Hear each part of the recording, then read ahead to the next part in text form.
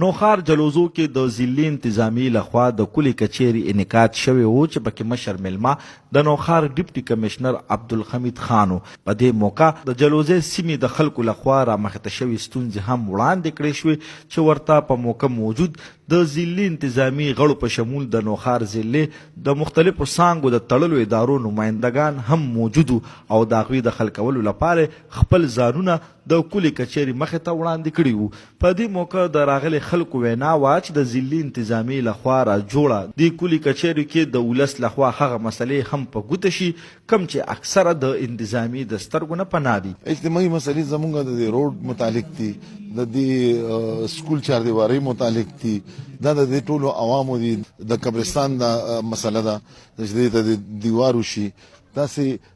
د اوبو د سکلو مسلې دي، هغې باندې مونږ په دې باندې باندې د کلي کچېري نن دلته کې دا ځای منتخب کړی دی. په نوخار جلوزو کې راجوړه دغه کلي کچېري ته د ډیپټي کمشنر وینا وه چې د دې غونډې مقصد هم دا دی چې کم خلک د خپلو مسلو لپاره د ادارو د تګ توان نه لري د هغوی ستونزې حل شي او په سیمه کې رامخته شوې د عام ولس مسلې د هغوی وړاندې او په موقع حل کړي شي. هر یو چا سره چې کم سوال تعلق ساتلو، تحصیل ممبر یا ایون ډسټریکټ ممبر ډسټریکټ ناظم سے په خپل د هغې سوالونو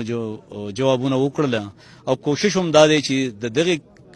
کمې مسلې چې مخکې پاتې دي هغه به آینده دپاره